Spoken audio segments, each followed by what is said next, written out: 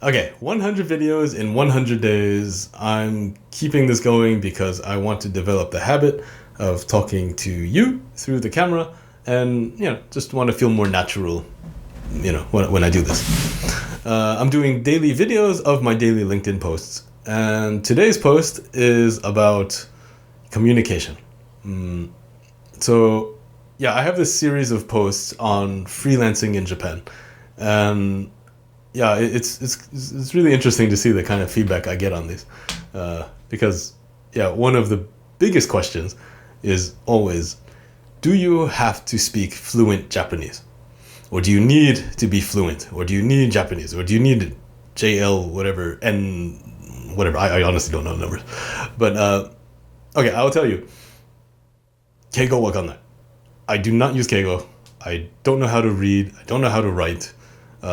I can type kanji, because NIHONGO, boom, Nihongo, cool, okay.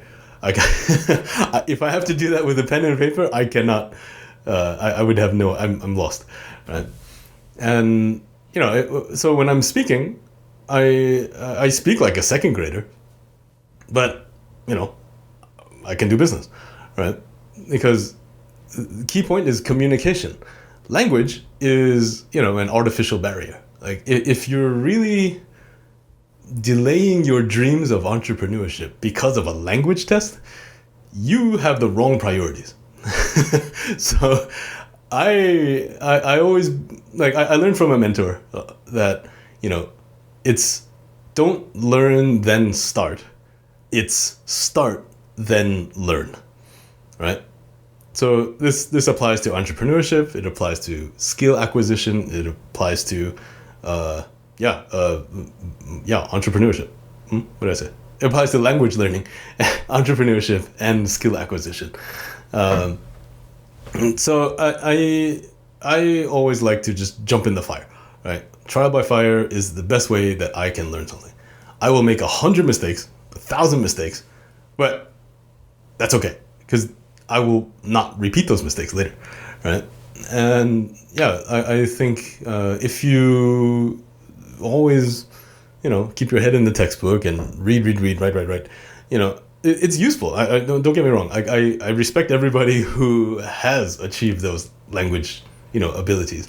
I should have in the past, but it wasn't a priority. So I think, learn what you need to learn through doing what you need to do, right? So I'm growing a business in Japan, and I need to talk with domestic Japanese people. So I need to use Nihongo, right?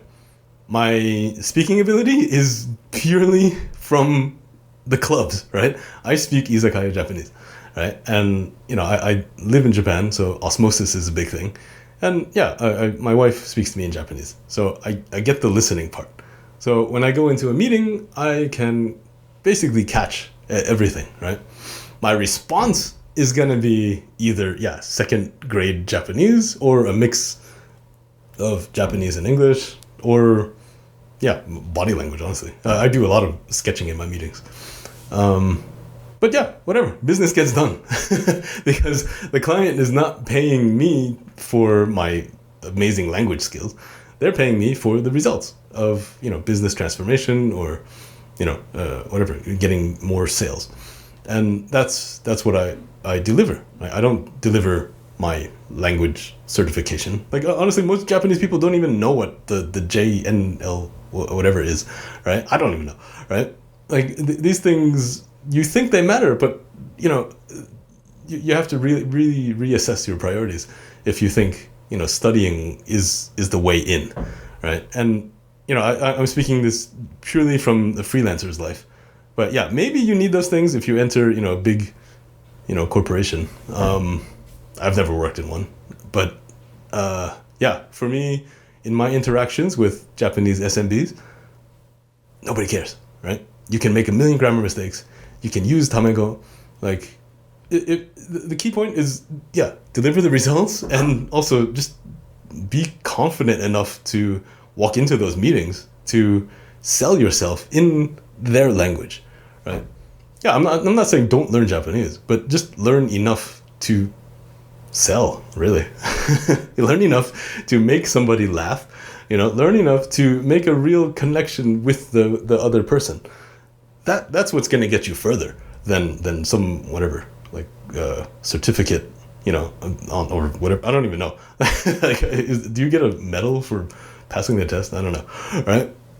Those things, yeah, I think, yeah, it's fine. You can focus on that if you want to, but you have to think about your time for money, right?